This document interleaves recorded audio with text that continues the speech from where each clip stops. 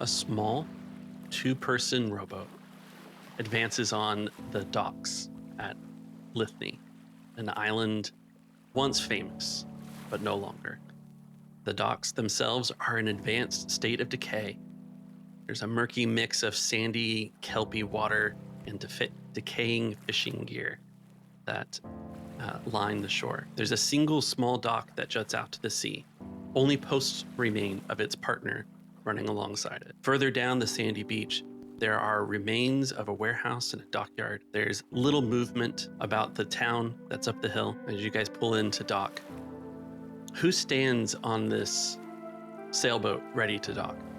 Seated in the rower's bench, having broken quite a sweat, working their way to dock at the pier, we see Athair, a short, stockish humanoid with skin the colour of autumn in the forest, all dark browns and dark greens, and that very slightish hint of orange that you sometimes get. They have small ivory horns jutting from their forehead, just lifting the brim of a forest green cloth cap that they're wearing to protect them from the sun and from the drizzle in the rain, the slight bite of the wind. They're wearing clothing designed for hard living out in the forests, all leather and hide, thick hard-wearing cloth, stitched in many places with more enthusiasm than skill, large looping thick threads holding it all together. Perched behind them, or tucked behind them in the seat, so that it doesn't interfere with the strokes they've been doing with the oars, is a backpack from which an unstrung longbow juts out, as well as the tips of several arrows, with an unusual feathering on them. They are panting as they breathe in, clearly unused to this particular kind of physical labour. And as they get closer to the docks, they turn to look at the other companions in the boat and goes, "You know, when we agreed to do this, we did understand that maybe somebody else would be providing the motive force here. There's one thing agreeing to come and check this place out, there's another one expecting to do manual labor like this. We are not built for this, are we? Now, at least we are here, eh? Now, where did we put our hip flask?" Loping across onto the pier is a larger than you expect corvion, which is essentially a crow person. And they've got, between their beak and their hands, they've got a thick rope that they're tying to the pylons onto the pier in a kind of very specific pattern to get the most out of the kind of the pylons themselves, so they can help pull in the rowboat. They wear a hood because why wouldn't you, especially if you're a crow? And they have very, very well worn, heavy set leather armor. It's less an armor and more patchwork of different things that all seem to fit to a certain kind of aesthetic. There's a rabble scrabble aesthetic to the way they look. Things have been carefully put together. Things have been sewn in, obviously various significances, and there's a prettiness to it, even though it looks to a casual observer it looks like a mess, but actually there's a really nice pattern that you can kind of almost follow stories in the clothing itself. Their shoes as well are just a little bit too small for them, and they kind of poke out, but still provide the kind of protection that you'd expect. Their wings jut out behind them. And to one side, on their hip, there is a coil of leather. And from their back, there is a large spear covered in trinkets and other randomly shiny things. And they're like, hang on a moment. I'll just stay where you are, and we'll get in properly without anyone falling in, all right? Yeah, thank you very much. High up on the mast, the other half of theirs surveys the island, seeing the lighthouse in the distance on the opposite shore. They are small. They have brown and white feathers on their wings and chest, with sort of a little black mask of feathers around their eyes. They've got it's not heavy leather or anything. They still need to be able to fly. They've got a little vest with metal studs to help protect them. in the wilds. And on their talons, you can see their costas, these little metal boots, for lack of a better word, so sort of claw things that assist with their grip on the mast. They take off and circle the pier a few times before coming down on Federett's shoulder. This place looks sad. Yeah, the weather does lend it a somewhat melancholic air. Why did we have to land here instead of directly at the lighthouse either? I swear. I mean, I understand that there is a certain narrative appeal to landing over here. If we're going to be telling this story later on, then we want to appropriately frame the tellings of our deeds. But by the same token, that is going to be a long and exposed and rainy walk. And quite frankly, we're not sure we can be bothered with that. Still, soon as done, soon as there, we suppose. And Federett stands up, stretches, rolls their shoulders back with a very... As does Federett. Yeah. Rolling the wings back. Cracking, popping noise as their spine realigns. They lean down, they shovel a load of skin-wrapped bundles that are clearly book-shaped and tied with twine back into a shoulder bag, which then they strap on, put the backpack on, put the quiver and bow back on.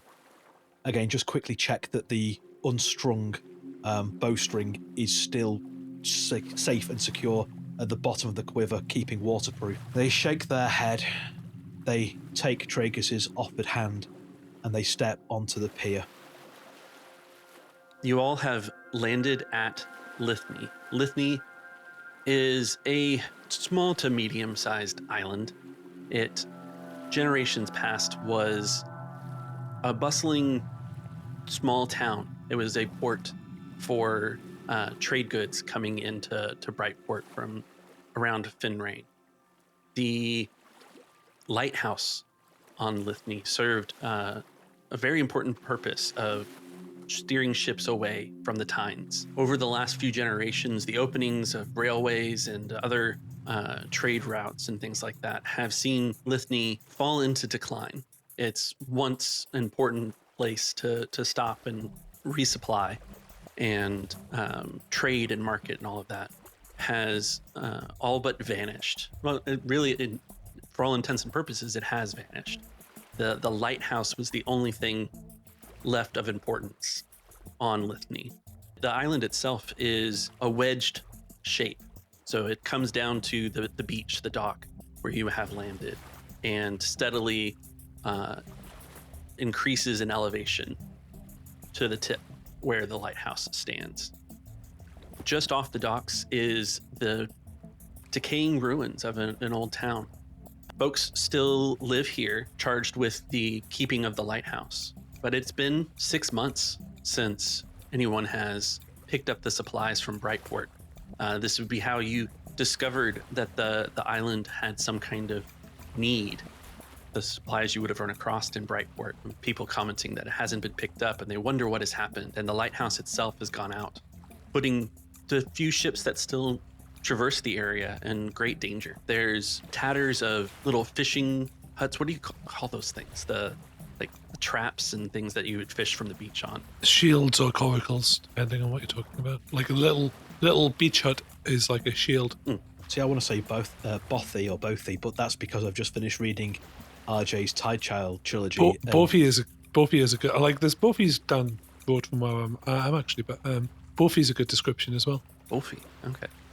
So to the left from your pier, there's some ruined Bothies and nets and things along those lines of being able to fish from the beach that doesn't seem to have been used very much. To your right, down the way, is a large but dilapidated warehouse that has itself once been a dock for the larger trade ships. Bit of a shipwright or a dock would be had here for repairs. But all of the components of that, the cranes and things along those lines, are clearly in disrepair and unusable. There's a path that leads up into the town. The town of Lithny sits between you and a forest and then the lighthouse. The sun is low on the horizon. It will be evening soon. There's a cold breeze a light drizzle of rain. A few, very few, trails of smoke from a few of the houses in the town, but no one is here to greet you. You are alone. Did we bring the supplies from Brightport? There were supposed to be supplies that they've been getting regularly, shipments that they would pick up normally under normal circumstances. Yes, the rocky, foresty terrain of Lithny doesn't lend itself to much farming or creation of food. So it has relied solely or primarily on the supplies of Brightport for some time. Though again, those haven't been picked up in 6 months. So do we have supplies to deliver to here? Have we been given supplies to drop off here? Or is there anything else in the boat apart from ourselves? I think that's the question. And I'll let you guys decide if you wanted to bring them or not. Tragus will look round and go, there's nothing here except the fog and the tides. There's nothing here. It's a desolate, empty place. Give me a hand with this. And it'll be like essentially a cylinder of cloth that I'll kind of lever out the bag and just be full of like dried goods. You see what I mean? Like kind of long, essentially like a navvy's bag, like a long duffel bag. Like a duffel bag, on a rope that he'll pull up as best he can. It's like, I'll carry this for a bit. Fedra will give you a hand, kind of shoving it out of the boat and onto the docks, and maybe if it's that big, perhaps you get the front handle and Fedric gets the back handle to hold. We look up towards our windsoul, who I presume is taking point slightly in the air above us, and we say, I don't suppose we could have a little look what's further down the road while we help carry this bag in.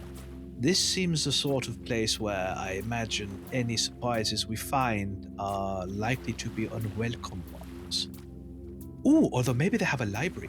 Yeah, I will take a peek. And Fedrith flies up and is going to relay the lay of the land, because that is a thing that Thers and Thershrike can do. It's communicate with each other at a distance. So I think he describes what he sees in the town, the smoke coming from the smokestacks. Does he see any people? There are no people out and about. Sunset's near evening.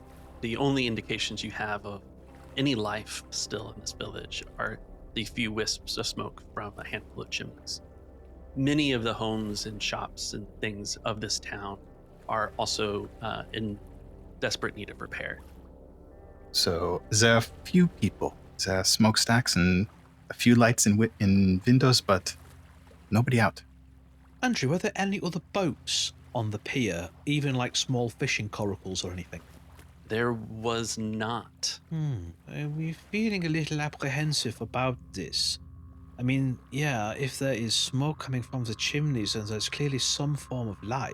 But you would think that in a fishing village, even if all of the fishing vessels have met a most ignominious fate, there will be someone here with the skills and the equipment to build, at the very least, a coracle to sail to land and get word out. This is most perturbing.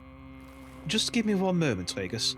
And Fedrit releases his end of the duffel bag, kind of lowering it slowly, draws their bow, and in one very fluid, well-practiced motion, bends strings and then restores it strung in their quiver, and then leans down, brushes their kind of a hide-ish jacket they're wearing back to reveal the bone hilt of a dagger strapped on their left hip, making it so it can be easily grabbed, and then picks up the edge, the handle of the duffel bag with their right hand again and lifts it back up.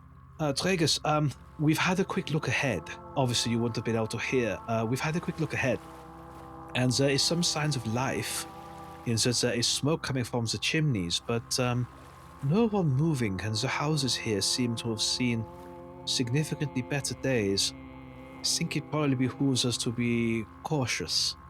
It may be that these supplies will be coming back with us in the end. Tragus cocks his head to one side, and not for the first time, though it's always somehow a surprise you notice that one eye is blue and one eye is yellow. And, all right then, it's going to be like that.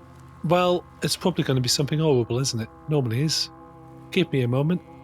And he fetches from his back his spear and moves it slightly, and kind of essentially in a kind of loping gait uses the butt of the spear to steady himself so he can just drop the bag and prepare to fight. Shall we hang this up somewhere so it's away? I can see a like a place where you'd put a flag. Seems not be used. Shall we just put the bag up there for now and then go in? Yeah, away from the ground so that any ground dwellers can't get to the supplies unless they need it. But we think that, having our hands free, so we are ready just in case anything nefarious tries to surprise us, might well be a good plan, Tragus, yeah. Give me a hand with this and I'll just put it on the hook. And I pass the rope to my friend, and then I, with a kind of very quick kind of loping flight, almost like an enhanced jump rather than flying, put it on the top and then lead the rope down so it can be untied and dropped if you need to. That'll do it. Yeah, very sensible plan. And now that's out of the way, and Federer takes his bow back out of his quiver, takes an arrow and knocks it, but doesn't draw, just kind of holds it loosely in his hand ready to be drawn at a moment's notice. Shall we commence with the commencings? I sing softly though, yeah? Yeah. And with Federer being our eyes in the skies, we start edging cautiously towards the outskirts of Lithny. So there's kind of a main road leading into the town center. It's lined with unused shops. There's a little bookstore where the windows have been knocked out and the weather has taken most, if not all, of the treasures inside. As you continue down the road and come to the town center, there's a dried up and kind of overgrown well and fountain in the center, and to the northwest, the upper left to you, is a decent looking house that's brick and shingle and has a wrought iron fence around it, a little wisp of smoke coming from it. There's to your right in the southeast side of the square, there's an faded old sign from a longer house that's there. That's called the Sea Lion Inn and Tavern. It too has a little bit of warm glow from the windows that are all dirt covered, smudged. There's no seeing inside, but there's a little warm glow and some light coming from that. And then there's a road that curves its way up north to the right and heads off into the forest. That is presumably the path up to the lighthouse. The island itself has this large forest that kind of bands the center of it. It's thick and gnarled oak and pine trees. And past that forest is, at the tip of the island, as again it increases in elevation all the way through, is where the lighthouse sits. You can just make out its silhouette against the dying light of the day. It's about a half-day journey from the town to the lighthouse, walking through the woods. Conversationally, as we're kind of scooting towards the center of the town, Federer turns to Tragus and broadcasts to Federer at the same time. My friend, I don't suppose you have ever seen Turving's ballet, Sable Signion. There is a sense of creeping dread which begins at the very start, and as the titular Signion begins their fall downwards into madness and tragedy, there is this oppression that builds and builds and builds as every scene and every action with every gentle plie and dance goes on. We are feeling very similar at the moment. I don't know about you. Is that the one that starts with the like the drums that go pitter patter, like it's raining, and then slowly but surely it feels like it's sneaking up behind you, and then suddenly it's there, and then it stops, and then the entire place goes black, and then that one. Oh, great! Thanks for putting that in my mind. I'm expecting it to go thunder and lightning any moment now. Right. At least if it does, it will mask our footsteps.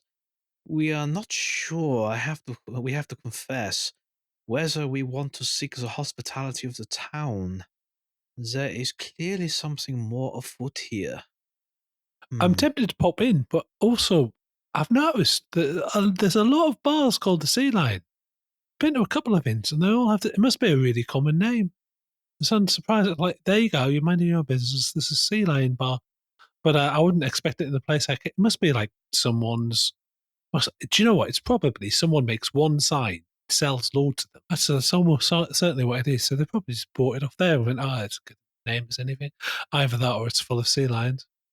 Shall we go in? Shall we at least check the outside? Because if it's warm, Yeah, it might well be the only living souls on the island. I'm a little bit concerned that there's something nasty and contagious in there. Maybe we have a solution for this. The spirits of nature, which we have an attunement with by nature, by nature, by virtue of our own connection. If you open your mind to the spirits within, they can show you dangers that may lie ahead. Especially as the undead, there is a revulsion and a naturality to their walking corpse, which all true nature abhors. If we can get close enough to the inn, maybe we can open our mind and see whether there is an unpleasant surprise of that nature on there at least. And if there is not, then the only thing we have to worry about is mortal anger and ill intent. And that we can deal with a well-placed dagger blow or running away into the forest. What do we think? And Federate kind of looks up in the air as well. There's a bookstore. Oh, okay. It's like I said, there's a bookstore. So, I'm going to very quickly open my mind at the inn, and then we go shopping, yeah? It's an abandoned bookstore. It's Then free we shopping. go, in which case, what we are then doing is salvaging knowledge, so it does not fall into disrepair.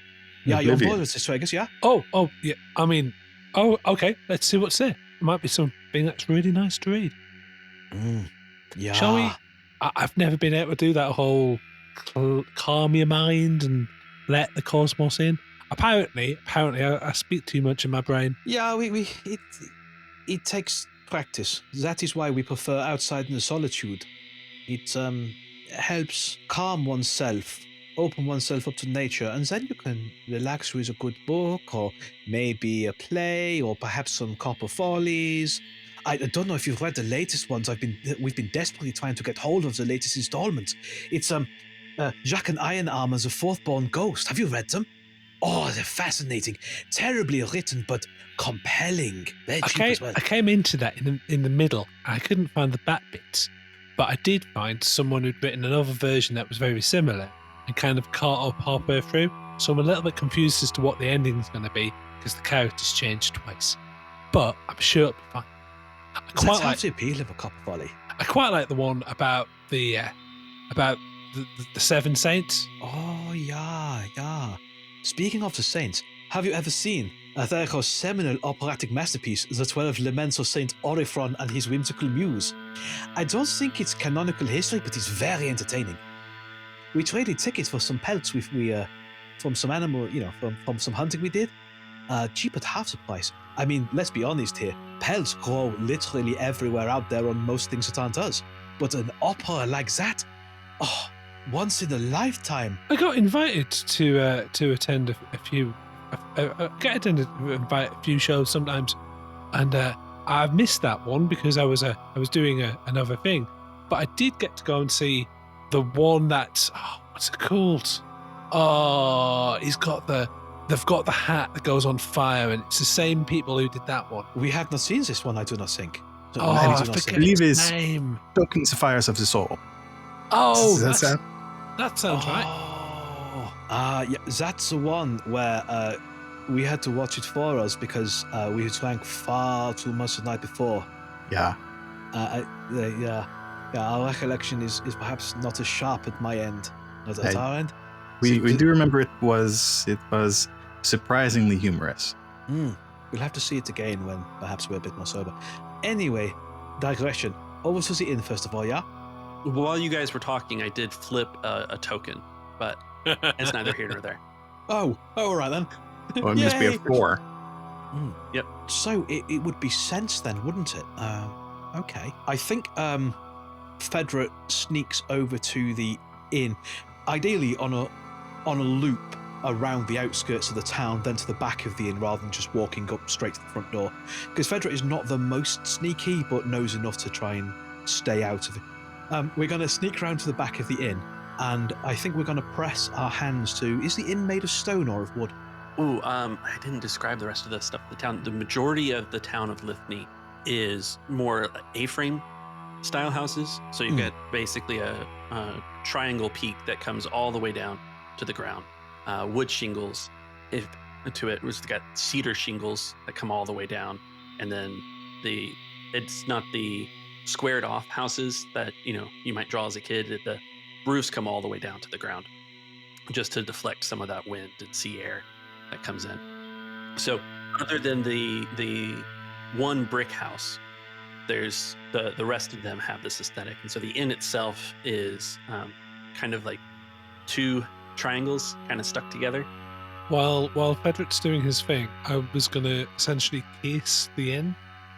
I don't know if that would be a stealth or a skullduggery roll, but I'm just like Trigus is just like slowly but surely rocking backwards and forwards slightly and measuring their steps as they just try and get an eye as to where the exits and entrances are, and also looking for things like drag marks and overgrown foliage and other things that might be a bit awry.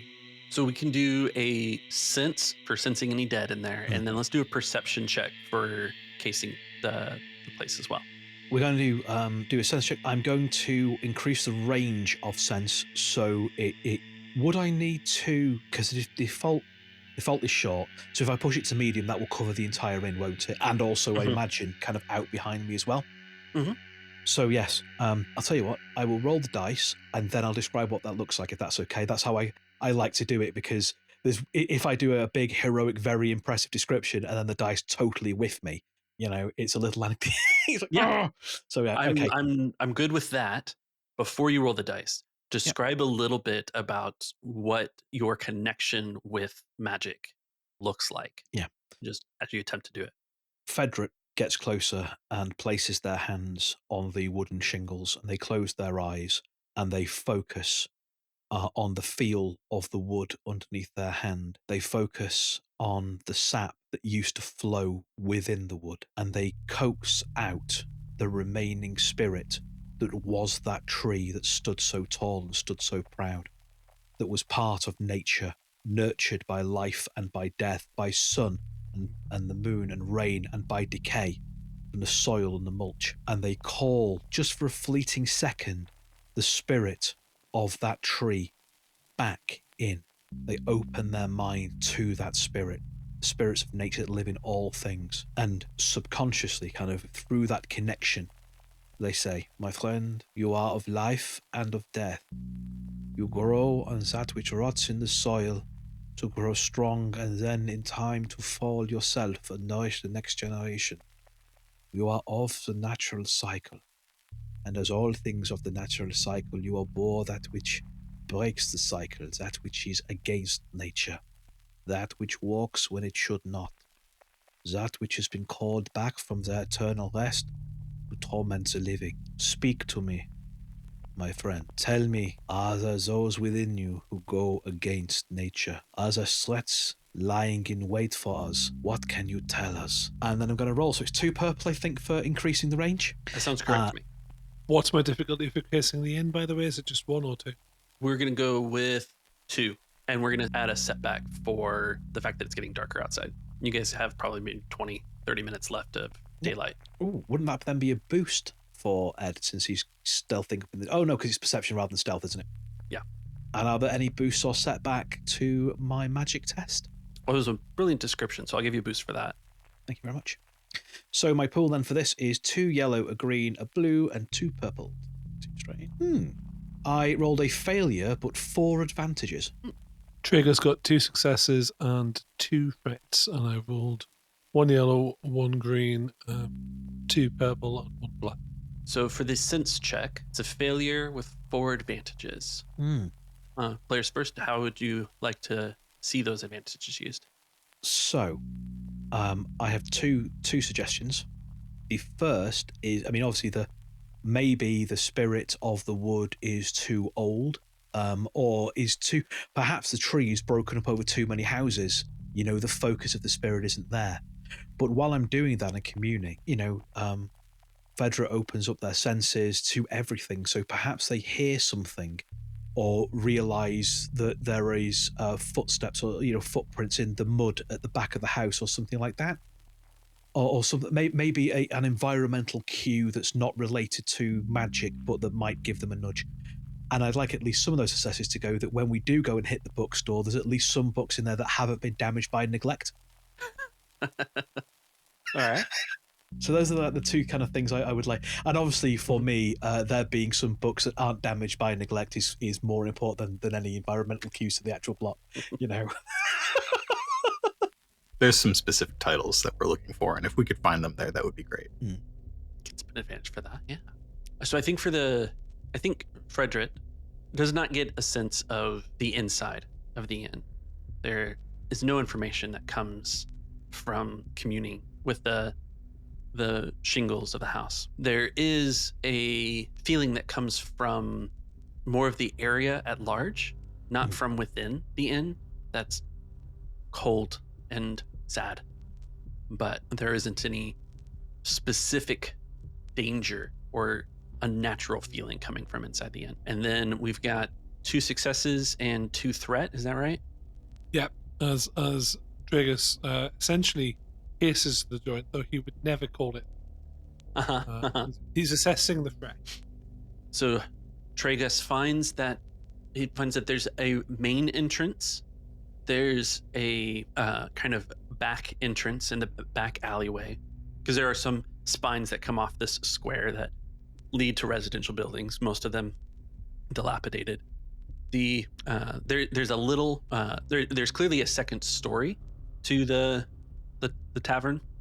It's got a very shallow balcony that faces out over the square. But for the threat, no one has cleaned these windows in a very long time. So even though they are portals to in and out to sea, they are all covered with smut and dust and debris and everything. And so there's no actual way to see inside. What's opening up your mind to everything told you? Because I can't see inside. And to be honest, no one's been in here. This is abandoned. Yeah, fairly similar. Whatever has happened here has left no resonances in the spirits of the trees that went to build this place. But there is a great sorrow around here. Great sadness. A vaguely spooky feeling. Yeah, we must be honest here. Even if there is habitation in this inn, we're not sure that knocking on and seeking refuge from the weather while it is getting this dark would perhaps be the best plan. We don't know about you, Tragus, but we are no strangers to bivouacking down in the forest and finding somewhere comfortable to lay our heads away from such structures. Certainly for our part, we think maybe that might be the plan for the evening. We can always knock on for these neighbors in the morning or another day. On the way back, maybe, once we've fixed the lighthouse. Certainly there is a great tragedy in the air here. Ooh, bookstore though. I can always knock my hood down and button up my cloak. I'll be warm enough. Providing it doesn't get too cold on the ground, but that's what shoes are for. Bookstore, you say? All right, then. Shall we? You know what? There's another reason to go in there as well. We can have a look at the ledger and see when the last time a trade was made. That is an excellent plan, my friend. I mean, that's a legitimate reason for our investigation to go in. And if we just happen to have the other 2 parts of that copper folio I was reading, that'd be nice as well. If there are not any supplies for 6 months, we might not be in luck. They might have other copper folios, though. Ones we haven't been able to get back on the mainland. Perhaps they might have Majescus' Contemplations on Stone. They're hard to find, but this seems a sort of unusual place where it may be. It is handy, you see. It doubles as both a volume of learning and a deadly weapon. stone folk literature, you see. It is dense in many meanings of the word. As in, dense as in if you drop it on your foot, you'll know. Yeah, it's basically made of stone. It is just a book made of stone. I mean, book is generous. It's 3 pages, by which I mean 3 slabs of stone that is bound together by like metal loopings. But yeah, it's very. They have this. I don't know if you read much Stonefolk literature. They have this amazing ability to condense a great deal of meaning into very small sentences. They have compound words which have. It's like a cuneiform script where a slight inflection here or there can change the whole meaning of the word. It means they can get a lot of concepts across in what is, let's be fair here, not a lot of space to carve words with their big old hands and the slabs of rock. The only problem is, of course, that if you drop a book, or perhaps it gets damaged, and maybe there's a splinter on the page or a slight stone chip, it can completely change the meaning of text. I understand there has been wars fought over this in the past, back in the before times. My old mentor, Evie Feather, would describe a work like that as high art, because he defined high art as anything heavy enough to stun a burglar with. Yeah. Oh, I think it would do more than stun a burglar. I mean, this thing would literally kill people. It's just a big whole chunk. It's like a monolith, but like portable. In fact, we might not even be able to carry it. We'll have to see. I if we wouldn't can... call that a copper folly. That's not my definition. Oh, no. It is. I mean, it might be from where they mine the copper from. It's a philosophical treatise. Anyway, it was a bookstore. Bookstore. Bedrith is going to flap down through one of the broken windows and start scouting.